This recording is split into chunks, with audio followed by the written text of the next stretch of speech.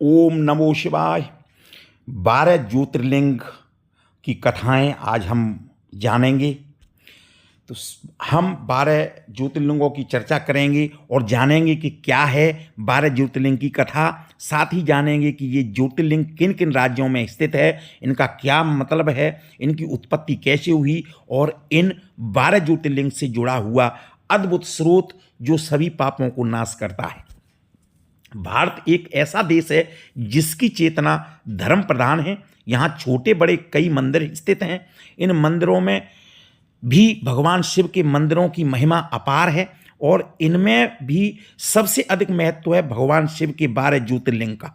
ऐसा माना जाता है कि भगवान शिव स्वयं इन 12 ज्योतिर्लिंगों में प्रकाश रूप में विद्यमान हैं। यह ज्योतिर्लिंग भारत के अलग अलग राज्यों में स्थित हैं। इनमें से सबसे ज़्यादा महाराष्ट्र और उसके बाद मध्य प्रदेश में स्थित हैं। शिव पुराण के अनुसार भगवान शिव लोक कल्याण के लिए लिंग के रूप में वास करते हैं और भगवान शिव के 12 विग्रहों को द्वादश ज्योतिर्लिंग कहा जाता है। सबसे पहले एक श्लोक है जिसमें सभी ज्योतिर्लिंगों का वर्णन किया गया है और जिसका पाठ करने से आपके पाप नष्ट हो जाते हैं और आपको हमेशा सद्बुद्धि मिलती है। तो ये हम श्लोक पढ़ते हैं। सबसे पहले सौराष्ट्रे सोमनाथम च शीले के मलक्राजुन उच्च सिन्या महाकाल मोंकारम ममलेश्वरम परमल परल्या बैजनाथम च डाक्यान्या श्री भीमशंकरे सेतु वंदे तु रामेश्वरम नागेश दारुकवने वाणारस्यातु विशेषम त्र्यंबकम गौतमी तटे हिमालये तु केदारम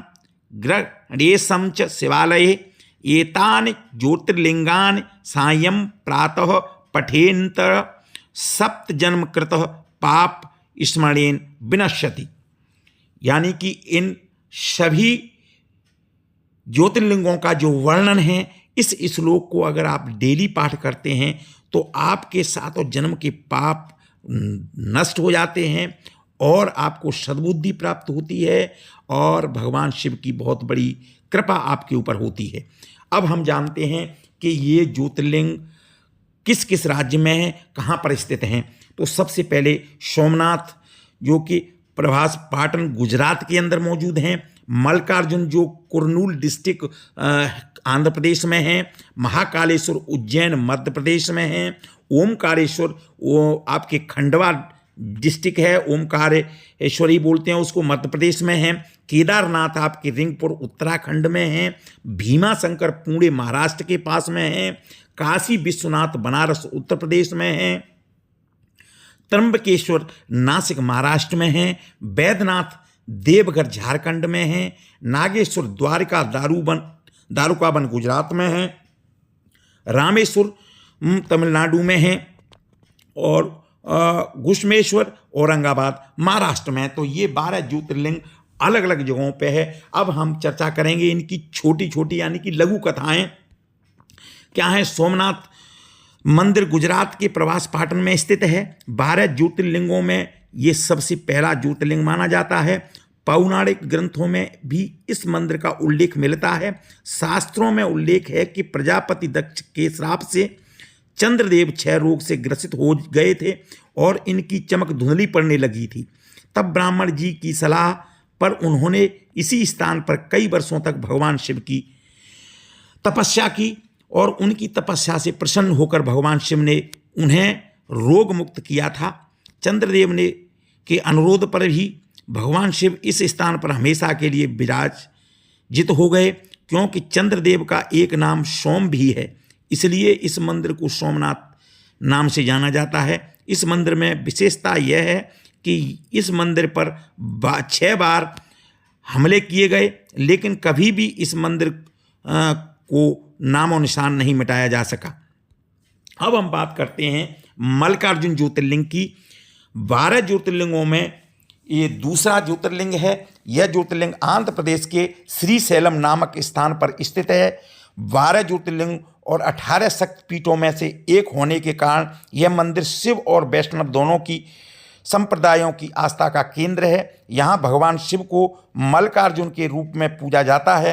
वहीं उनकी पत्नी माता पार्वती को भमरांभा के रूप में पूजा जाता है। इसलिए इस मंदिर का एक नाम भमरांभा श्रीशैलम मल्लिकार्जुन मंदिर भी है। अब हम बात करते हैं तीसरा ज्योतिर्लिंग महाकालेश्वर, जो कि मध्य प्रदेश के उज्जैन जिले में स्थित है। यह ज्योतिर्लिंग शिप्रा नदी के किनारे स्थित है। शास्त्रों के अनुसार उज्जैन के राजा चंद्रसेन और एक गोप बालक श्री खर की तपस्या से प्रसन्न होकर भगवान शिव इस स्थान पर प्रकट हुए और उनके अनुरोध पर इस जगत पर हमेशा के लिए ज्योतिर्लिंग के रूप में विराजित हो गए। ऐतिहासिक तथ्यों के अनुसार 12वीं शताब्दी में इतुल्लुक ने इस मंदिर पर आक्रमण करके इसके शिवलिंग को खंडित कर दिया था। बाद में मराठा साम्राज्य में इस मंदिर को पुनरुद्धार किया गया। चौथा ज्योतिर्लिंग है ओमकारेश्वर, जो कि मध्य प्रदेश के खंडवा जिले के मानदाता नामक द्वीप पर स्थित है। यह द्वीप नर्मदा नदी के बीच स्थित है। इस द्वीप के चारों ओर नदी के बहने का कारण यह ऊपर से ओम की आकार का दिखाई पड़ता है, इसलिए इसका नाम ओमकारेश्वर रखा गया है। यह ज्योतिर्लिंग 2 हिस्सों में बटा है। इसमें से पहला ओमकार और दूसरा उमलेश्वर। तीसरा केदारनाथ ज्योतिर्लिंग, यानी कि 12 ज्योतिर्लिंगों में यह 5वां ज्योतिर्लिंग है। यह उत्तराखंड में मंदाकिनी नदी के किनारे गढ़वाल हिमालय पर्वत श्रृंखला पर स्थित है। असामान्य मौसम के कारण यह मंदिर अप्रैल से नवंबर तक ही भक्तों के लिए खोला जाता है। शास्त्रों में इस मंदिर की स्थापना पांडवों से संबंधित बताई गई है। 2013 में इस मंदिर में बहुत ही भीषण बाढ़ आई थी, जिससे अनगिनत लोगों की जानें भी गई थी। भीमाशंकर ज्योतिर्लिंग 12 ज्योतिर्लिंगों में इनका स्थान छठा है, जो महाराष्ट्र के पुणे जिले में भीमाशंकर नामक गांव में स्थित हैं। इसी गांव में भीमा नदी निकलती है। यह मंदिर 13वीं शताब्दी में स्थापित हुआ था और नागर स्थापत्य शैली में बनाया गया था, जिसमें कुछ आधुनिक और कुछ पारंपरिक स्थापत्य कला का मेल दिखाई पड़ता है। इस ज्योतिर्लिंग से जुड़ी कथा में त्रिपुरासुर नामक राक्षस का उल्लेख मिलता है। 7वां ज्योतिर्लिंग है काशी विश्वनाथ मंदिर, जो कि उत्तर प्रदेश के बनारस जिले में विश्वनाथ गली में स्थापित है। भगवान शिव यहाँ पर विश्वनाथ या विश्वेश्वर के नाम से पूजे जाते हैं, जिसका अर्थ है ब्रह्मांड के भगवान।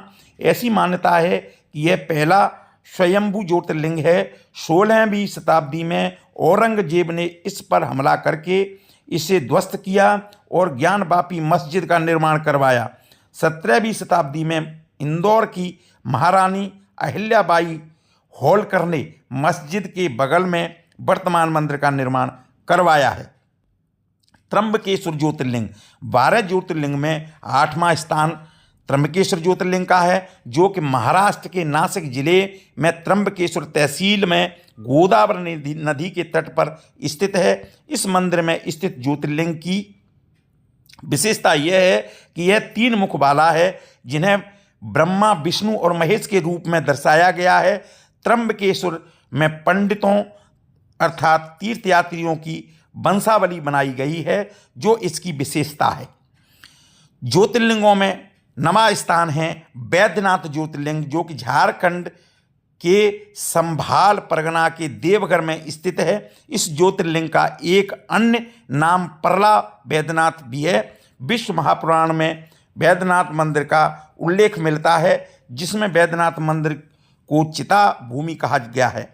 श्रावण मास में यह मंदिर विशेष श्रद्धा का केंद्र होता है। इस महीने में यहाँ मेला लगता है और कई भक्तगण सुल्तानगंज से लाए हुए गंगा जल को बाबा बैद्यनाथ को अर्पित करते हैं। नागेश्वर ज्योतिर्लिंग या फिर औंधा नागनाथ मंदिर 12 ज्योतिर्लिंगों में 10वां स्थान रखता है। यह महाराष्ट्र के हिंगोली जिले में औंधा नागनाथ नामक स्थान पर स्थित है। कहा जाता है कि इस मंदिर का निर्माण 5 पांडवों में सबसे बड़े युधिष्ठिर ने तब किया था, जब उन्हें हस्तिनापुर से 14 वर्ष के लिए अज्ञातवास दिया गया था। इसके अलावा यह मंदिर वारकसी संप्रदाय के संत नामदेव और संत ज्ञानेश्वर आदि से भी जुड़ा हुआ है।